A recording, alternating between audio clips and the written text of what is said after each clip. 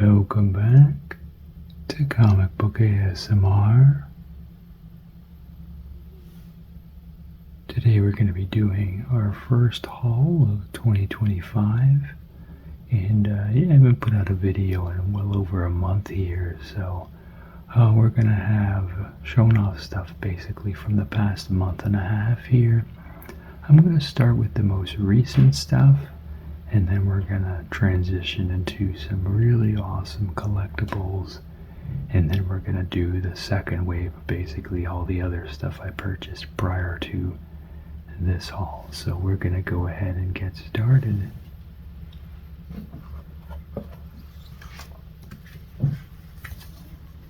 So leading the charge we have Wolverine Revenge number 4, and this book itself has been pretty overdue for a while. I know Capullo was complaining about basically other people on his team not working fast enough through deadlines. I believe the colorist. So the book's finally out, and I guess it's going to be concluded after the next book, because this does ended with a to be concluded. So I'm not sure if that was their initial intent, but that's where it's gone to now anyway. So it looks like Sinclair's on it now. I don't believe he was the colorist on the previous. Yeah, FCO was the previous colorist and Capullo's standard colorist in the past. So Sinclair is, pretty much industry standard, like Jim Lee's colorist essentially, and that's the big one he's known for anywhere. But look at this shot here. We got Sabretooth with his arm cut off in Professor X's chair. Yeah, Wolverine's Revenge is just a really crazy book, so I recommend it. Really odd pacing wise though. The first few issues, a whole lot of constant killings. But I mean, it is Wolverine's Revenge, so he's, not pulling punches.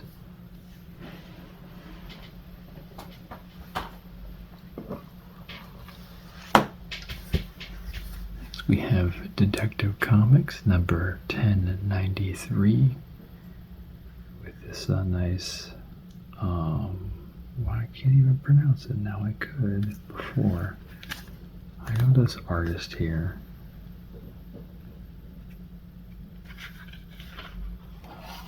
And we've got Mikhail Yanin on the interiors and the interior cover as well. But so far I would say I think this maybe was the least underwhelming of the new storyline for me. The end kind of makes up for it a little bit, but I don't know, it just kind of, there's reveals and stuff. The reveals and transitions I felt were probably bigger in the other parts, but I mean, they were doing a lot of setup legwork for story execution. I do like the story. This part itself, it's about Batman and company protecting kind of these troubled kids who are being killed off, and so they've equipped them with stuff to have their own personal bat signal, as they put it, but they've also put spy cams and things on there that they haven't leveled with the teens about. But yeah, I think we go into parent-child abuse issues in this book, more than just kind of the super-powered threats. We look more kind of street level stuff that we can encounter every day too. So I love Mikhail's art as always. Always enjoy looking at it. So let me see if I can look on this first page here. No, it's not. I think it's going to be in the back. I know this is a cover artist, though. This is going to bug me here. It says Panosian, I believe. But yeah, this guy has been doing a lot of really good covers recently. Kind of don't like the ear accent there. Jim Lee does that too. but it's all good.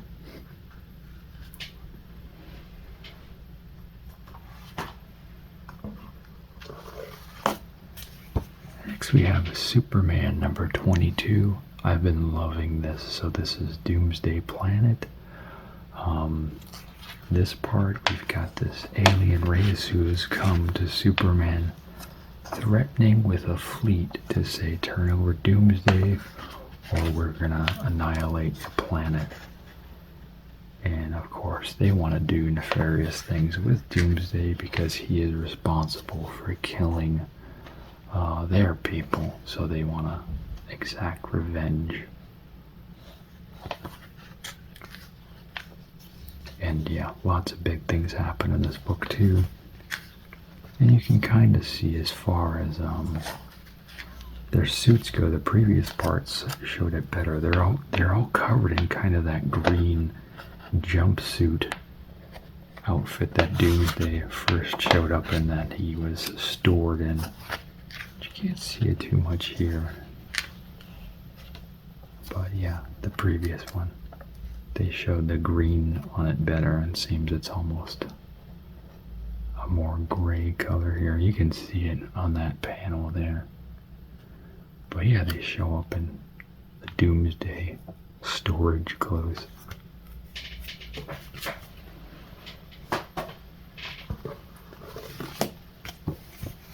Next we have World's Finest, number 35. And yeah, Dan Moore is not on this book anymore, unfortunately. It does try to stay true to that vein though. The coloring really helps it kind of maintain that feel, even if the pencils aren't quite Dan Moore, but they're not bad either. I think his artists pull it off kind of okay. I think this part has done it better than the previous couple issues. But yeah, this is the first part of like a Aquaman story. And so yeah, they go down to help with that Aquaman threat.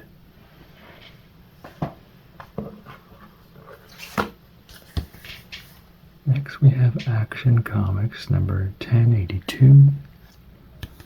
This starts a new storyline which takes place before the events of All In and all that type of stuff, which is funny because they've labeled the covers still with that R and All In branding there.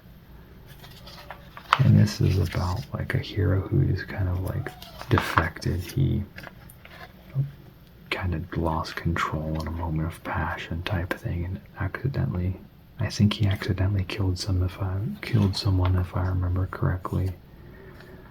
The character's name is Major Disaster. I am actually not too familiar with that character,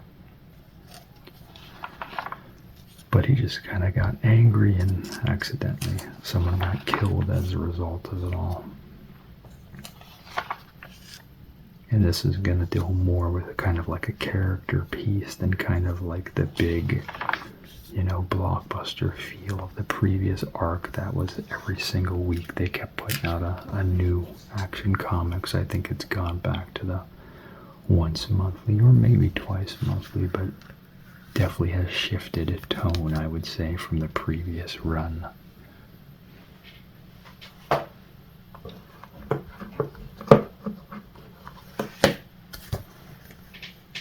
Then we have Ninja Turtles Naruto number 2.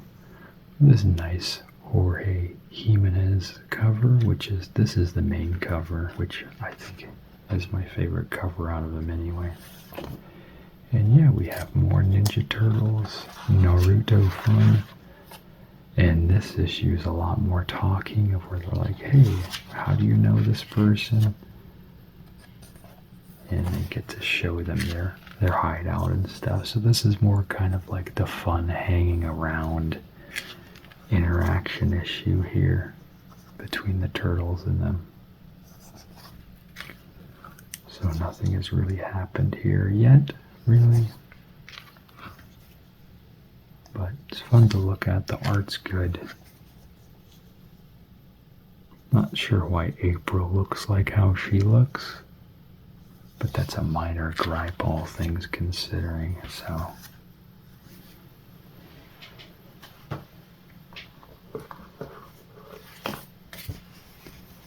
the Night Watcher, number 5. Oh, someone did ask me to share my thoughts on the Superman trailer. I really loved it a lot. I'm happy to see kind of like the bright positivity coming through in Superman. Of course, I did love, the previous Superman, the newer ones that have come out too. But I'm glad they're kind of going with a brighter color tone and all this sort of thing. I can appreciate the Kingdom Come nod with the logo that they've got on the new suit and stuff. I wish that they kind of did go with the more traditional one though, for a lot of the people who aren't well versed with Kingdom Come though, because they see the strange logo and then kind of the ill-fitting suit, which it's kind of modernized, James Gunn even was able to modernize the Guardians look from how they were from the Marvel books. I trust James Gunn will do good things with it. I have yet to watch a single superhero movie that I didn't enjoy from him. His are some of my favorite, even like the Suicide Squad movie he had done. Also really loved it. I have a feel that he just really loves that genre. So I think it'll do well. It'll be interesting as we see more trailers. I kind of want to consume less trailers so I don't get spoiled. But yeah, there's quite a few little character nods and things like that. And of course, we finally see Crypto on screen, which his breed is not what we typically have seen in the comics, but he's still a cute, nice white dog. So it'll be fun to see a super-powered dog on the movie screen and all that.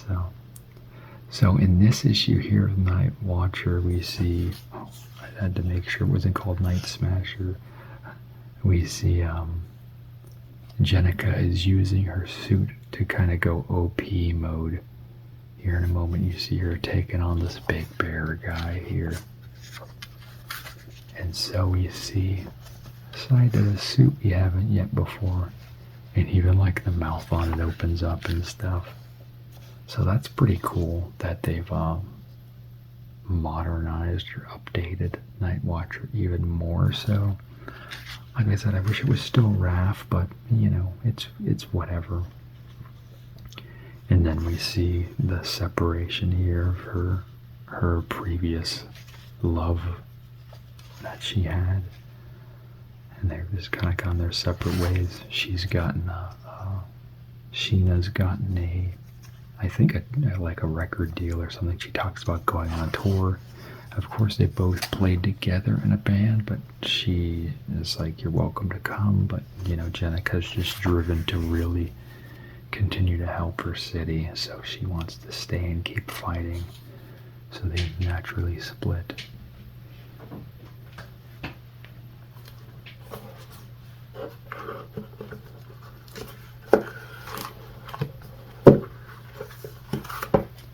And then, to my surprise, we're still getting these best of books. This one is for nobody. And this actually includes some stories that I don't have here. So we see some super old school turtle stuff here. The all black and white art.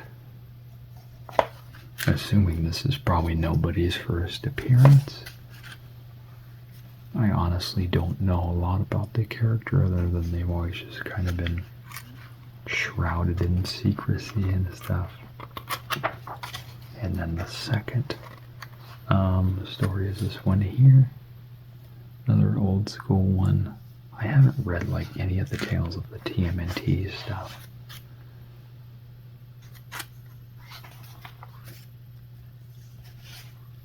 And then as we continue, you get a few of the IDW stories in the back here.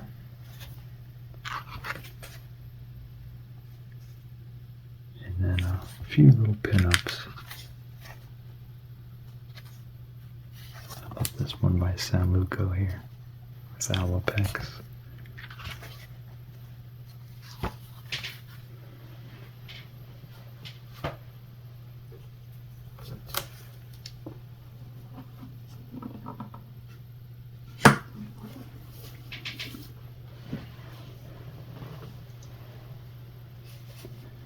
Next, I wanted to show off this here out of the package here. So Patrick Gleason runs an online store. So you guys know he's one of my favorite artists. I loved his Batman and Robin run he did with Damian and all that. But I wanted to show you the full, like how his stuff ships, just to kind of encourage you to support his online stuff that he does. So this is the Mary Jane spiderweb variant cover he's done. As you can see, he packs his stuff in a Gemini mailer here with this nice little card. I think, okay, that doesn't come off. I don't want to rip it off and ruin it, but yeah, so he tapes everything down. Got that painter tape. And then he secures the book down in there. So this is a rough concept of it here. And then there is the actual book. And I don't want to read the story or anything. I just literally wanted the cover. I collect the spiderweb variants, as they're called, that Gleason does. So yeah, this is the Mary Jane one. But I think it's just patrickgleasonshop.com or something to that effect. I'll leave a link below so you can find the actual place to get his stuff. But he always does exclusive variants. All the spiderweb variants are always through there. So if you're collecting any of those variants, highly recommend it. Every now and then he'll throw up actual like original work on there too. So yeah, if you like his art, check out his own personal shop there.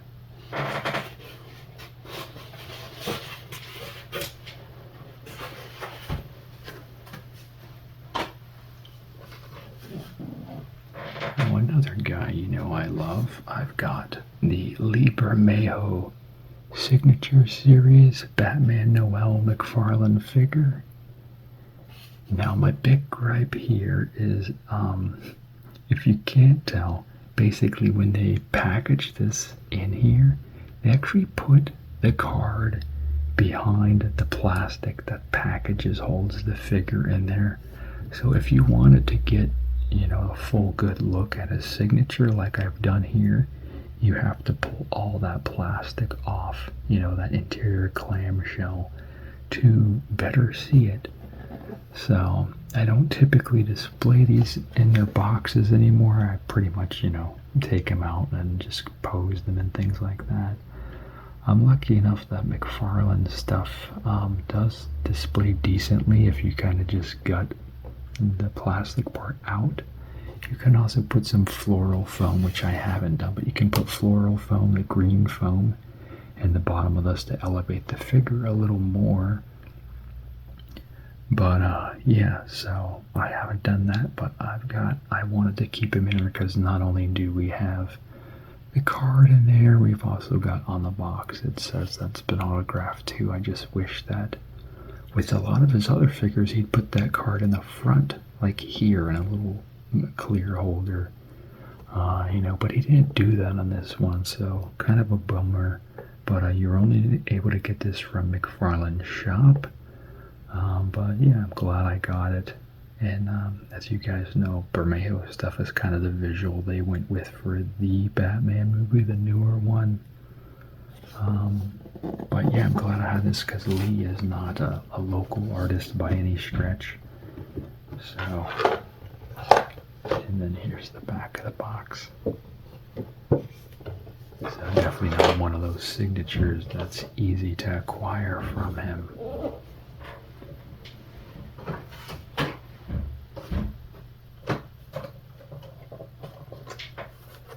Next, I got a bunch of the Secret Wars figures. So this is the Spider-Man one, Initially, I almost passed it up. I just saw this in the wild on at Target hanging on one of the pegs. I actually went back to it. I had to go run an errand, and then I had to come back afterwards. I checked and it was still on the rack. I initially got this for my son. He loves Spider-Man. So I was actually able to luck out, and I have a second one coming from Amazon at the regular retail price too, which was kind of the main reason I pulled the trigger on a second one so soon. But this has already been opened too. I already opened it. I don't want to open it again just now. You can see all the elements there. But I do love the packaging on these because you can't open it. It's a nice thicker cardboard that you, if you want to, you can pull your guy out of there and stuff and then still just put him back and be able to hang him or display him, and he's still going to hold nicely in that packaging. And I mean, if you pull clean enough here, you won't even have that happen. But it's kind of a newer thing. It's, you know, probably been 5 or so years that I know they've done this with like some of the X-Men classic ones and things like that, but they did it for this wave too, and I hope they kind of continue in this direction because it's really cool that it gives people a chance to open the toy and yet still want to keep the box and display it that way if they'd like.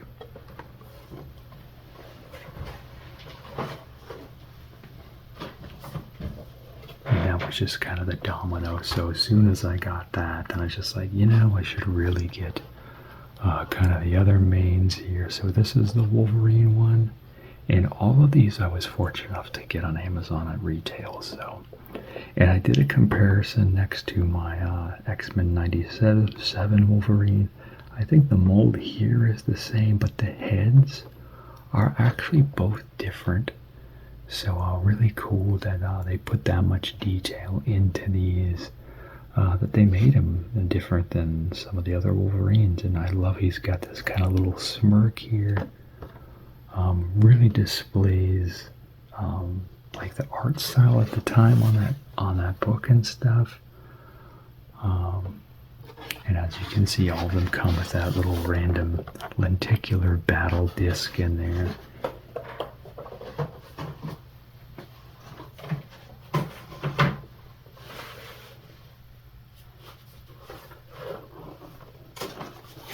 And then I got the Iron Man one here. Kind of hard to do his look. There we go. There he got it from a certain angle. Here's the Iron Man one here. He's got, you can put these on the bottom of his feet to have him do like a little roller skate, which is kind of a fun thing too. I guess this is supposed to be smoke. I thought it was initially like parts of a symbiote, but you can hook that to the inside of his repulsors there.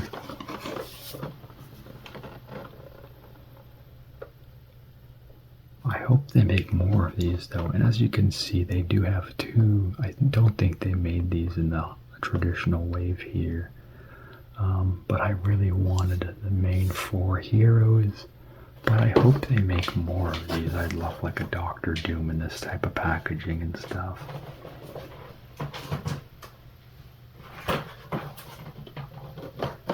But I really love how they did the Captain America one. I don't know how well you can see it, but you've got a smiling head in here, which I've never ever seen a smiling Captain America figure before. And he looks great. He looks very like that 80s time period. They really nailed the features of this Captain America. He kind of looks like, you know, a war hero. He's got, you know, those chiseled features to him. He looks like he's aged a little bit. Late 30s, pushing 40s type. Yeah, I really feel that they nailed this character, especially the time period and everything. It's got that great, the lighter blue, like even how the Toy Biz one is, it's that same sort of coloring. I just really love this figure. The drawback is it only has the damaged shield. I'm fortunate enough I have enough Captain Americas that I can display one with his whole shield if I want to. But for people who don't have that, I'm sure that's kind of a point of contention for the figure, is not having that. So, but I'll probably buy the Beyonder, but probably not, Titania, or however you say her name there. But I hope they make more of them. Could do a whole ton of these, 80s Marvel figures. I'd love it.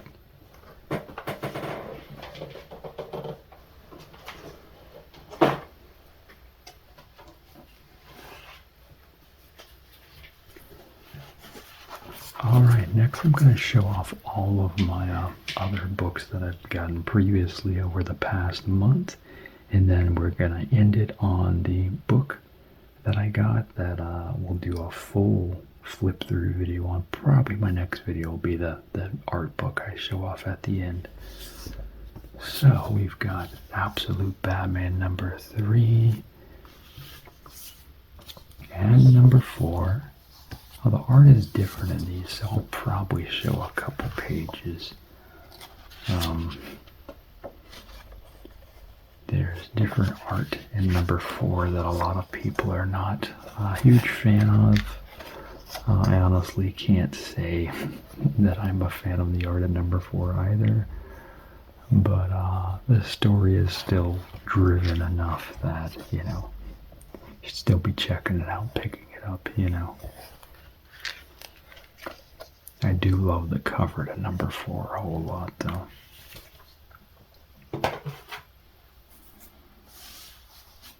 This weird hulking thing with the spikes and all that. Yeah, so as you can see, this is like more of like a kind of, well, it transitions. There's like flashback stuff mixed in.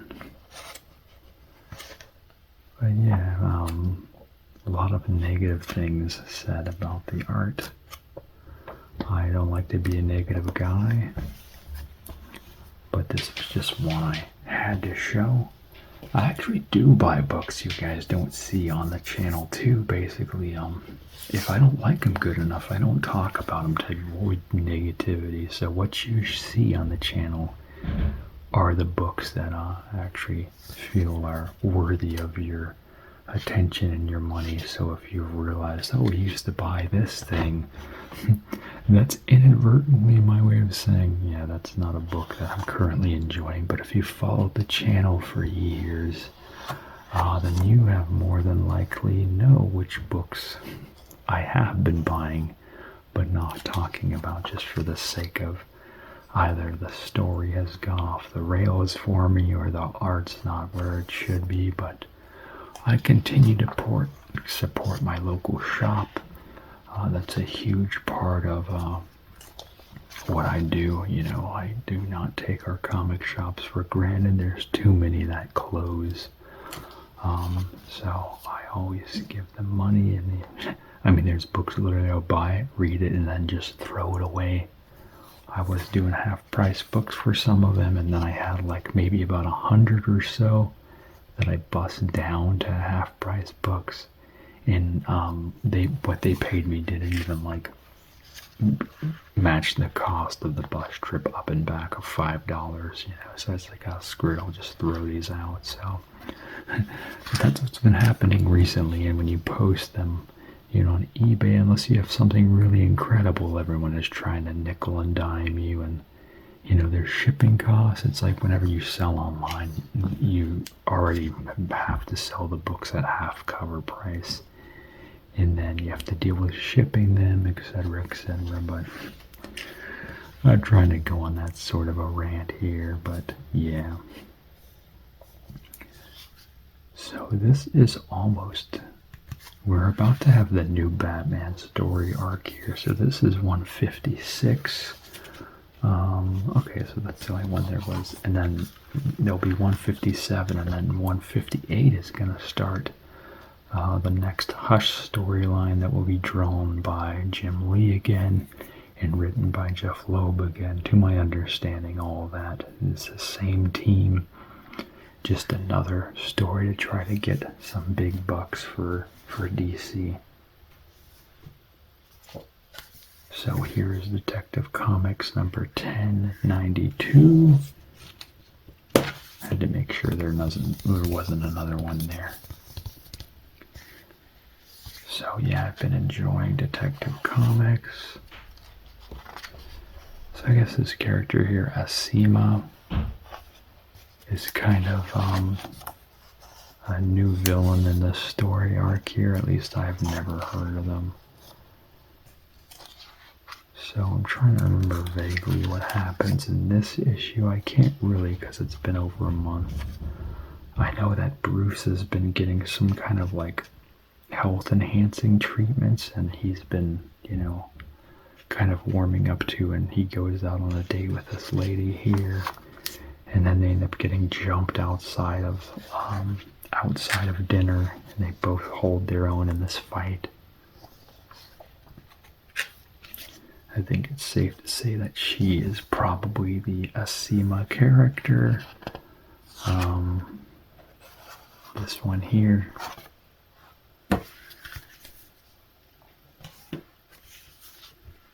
And we have Batman Echoes number 5. I believe there's one more part to this afterwards. And the premise is the continuing of Tim Burton's Batman movies. So we see lots of actors and actresses, you know, taking up the roles of these characters. And it's just kind of fun seeing where people have been put, and Harley Quinn has been cast as Madonna in the storyline.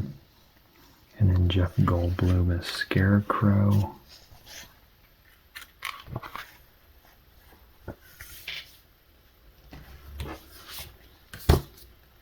And we'll just go through the Action Comics as 1079, 1080, 1081. Okay, and that's it. And I love these two covers here, they connect. So that's kind of cool. And I'll just show off the last one here.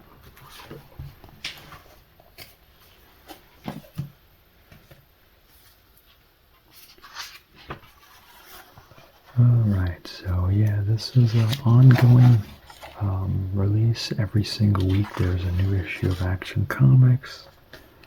So this was kind of like Adventures in the Phantom Zone, where Superman was trying to save those who were the accused. You know, so Superman's good nature outweighs any sort of, you know, malcontent. And stuff, of course, comes to a head here, as you see. Wasn't particularly grabbed by the story arc, but I mean, it's good enough that I'm showing it to you guys. I really love the Supergirl backup, though. I really like this art style. Supergirl is not a series I collect or anything like that, so I mean, I wouldn't have read this story if it was like a standalone on the shelf. Just budget-wise, I don't buy too many different books than what is on my pull list. So, but it was nice to kind of experience some of her work in the Action Comics book. One of the rare instances when the backup was actually one I enjoyed. Then we have Superman number 21. And let's see. Okay, yeah. Number 21, and this is kind of a more relaxed issue. This is kind of just them. It looks like they're having a date on the moon. So it's just more relaxation than anything, and then this just kind of getting ready for the coming craziness. And then there's all these little random interludes, as you see. But yeah, at the end here, just to see these guys here, they're all wearing that Doomsday outfit.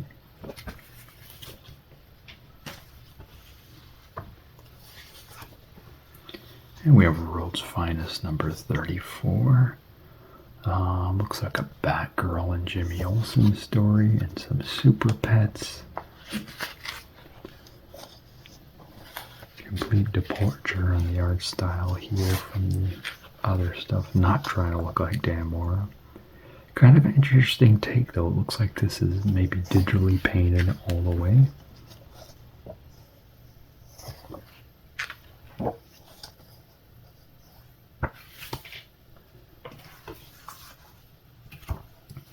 Here we have Absolute Superman number 3.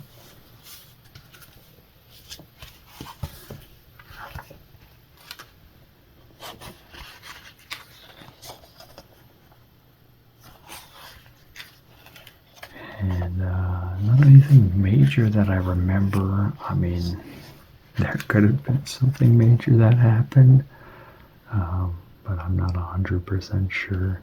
And we see more backstory stuff here with his parents. Them kind of being able to hold their own as well. So they were now pushovers in this particular storyline. Next we have the Superwoman special. And this kind of catches you up to speed on how Lois got to her superpowered status. It's kind of residual from a suit that she was wearing, and she had a bit of a transfer of power occur. This was during the whole Absolute Power storyline where all the actual heroes got depowered, so she kind of was doing her part and then had a good result of a mishap.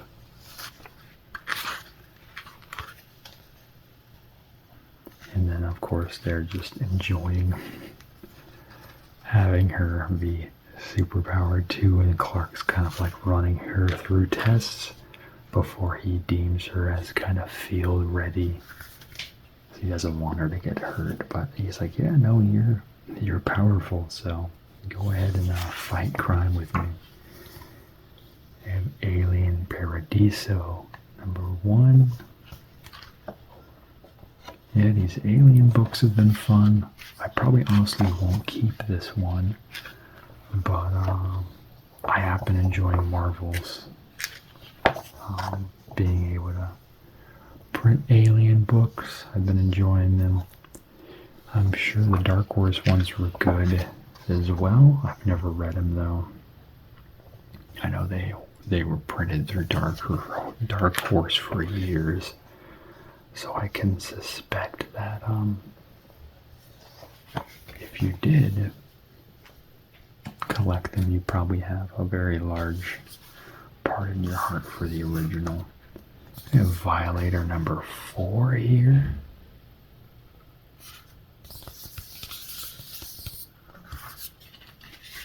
And yeah, there's some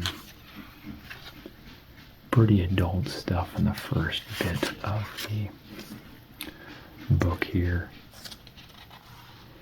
Yeah, so we see stuff where basically Rasputin is has been possessed, which, I mean, historically Rasputin was a really twisted individual, so they're playing into that element, inserting Spawn and the Violator into that mythos.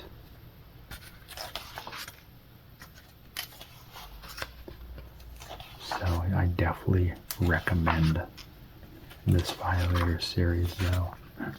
Has some more mature moments, as you saw even there. I accidentally showed a little bit. But yeah, I would say this will be an important series to point back into. Just a 6-part mini, but a crucial piece to learning more about Violator for sure. We have Ninja Turtles number 5. Nice Eastman cover. We see the mayor. Kind of backstories here with the mayor. And kind of why he is the way he is. And we see Bebop and Rocksteady threatening him. See Karai in the mix. And they're giving him the choice to beat this mutant to death. I believe, if I remember in his backstory, basically mutants had killed his parents. Yeah, right here.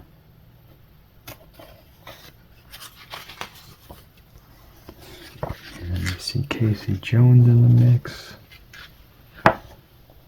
Some turtles there. And then a bigger ending here. I don't want to ruin the end of this book, but yeah, the ongoing turtles.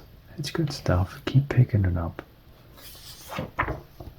And we have Turtles of Grayskull, number 1. It is a Freddie Williams II artwork inside. And so what's cool about this is this was something Freddie had posted about years ago on his Instagram and Facebook, if I remember correctly. And it was a project that never got off the ground, probably I would assume over like legal copyrights type stuff at the time. But now the turtles are kind of, you've seen, we've had so many crossovers here recently, so they were able to greenlight this finally. So, and of course we've got lots of cool crossover turtles, Masters of the Universe toys and stuff right now, but it's a lot of fun. Definitely a great 80s mashup here. Visually so good. This is executed so well. Freddie has previously done like the Batman crossovers and stuff. So I don't, I can't say enough good things about this stuff. So check it out if you haven't. I almost missed it. I had number 2 pulled for me. I had to go back and find number 1. And I'm not sure if the 3rd one has come out yet or not, but I told them to hold it for me, so hopefully they did. And we have Mutant Nation number 3. And the Mutant Nation focuses more on, like, other characters than the turtles. And then as soon as I say that, it's like, oh, but we open with Raphael. What am I? All right. It's mostly a Mutanimals tangent book, typically. Oh, this we see kind of some backstory here with what's been going on with Metalhead. We see some stuff with Pigeon Pete. We have a backup with Saluko here. Between Karai and Casey Jones. Good stuff. And we have Turtles Saturday Morning number 20. Don't know a lot about this. That might have been a character also in the animated series. I mean, I don't remember him though. There's a lot of things I don't remember about the older cartoon other than, it being on TV.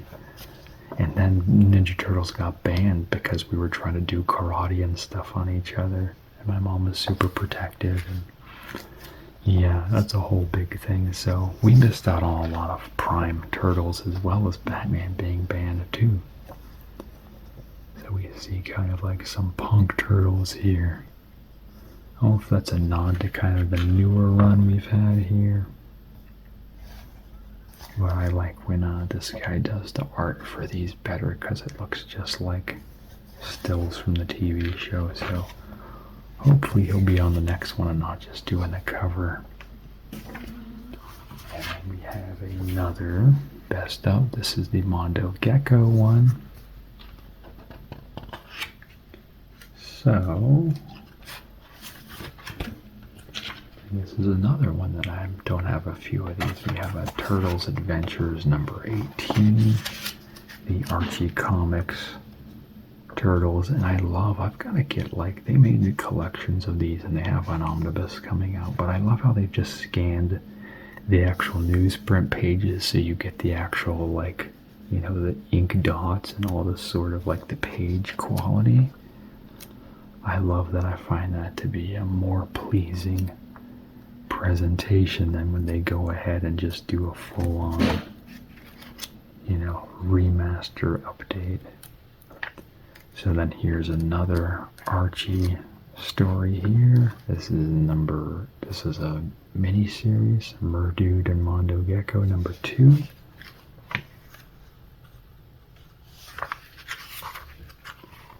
And then it looks like a couple IDWs. Yeah, there's that cover again. They just love this cover.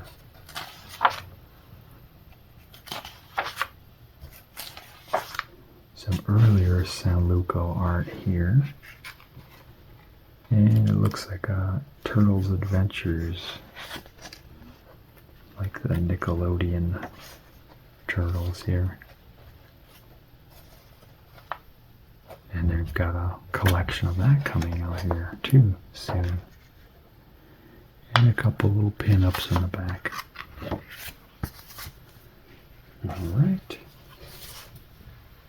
And then of course I had to finish up the Silent Night storyline for part 2. So we got 3, 4, and 5. Naturally, since we're no longer in the holiday season, these are the end of my list, the most irrelevant. This is a cool image here.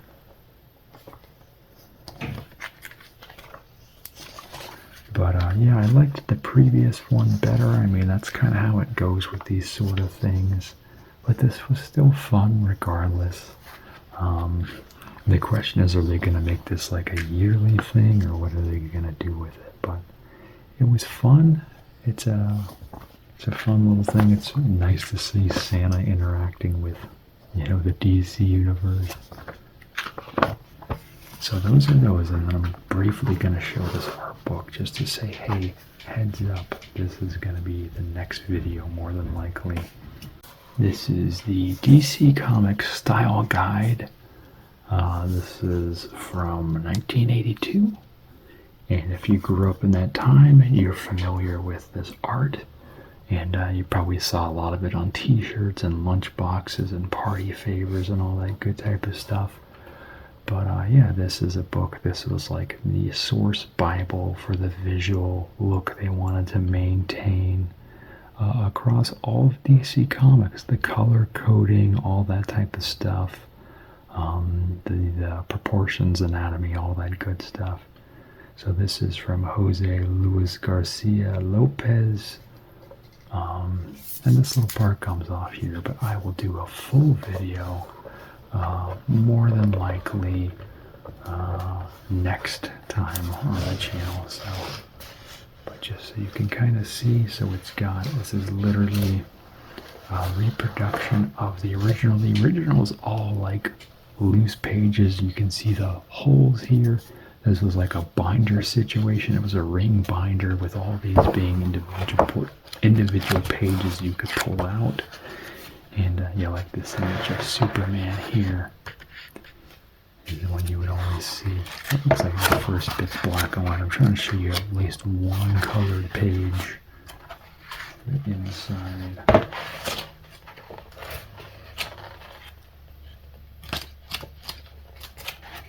Naturally, it's not going to show me any of them.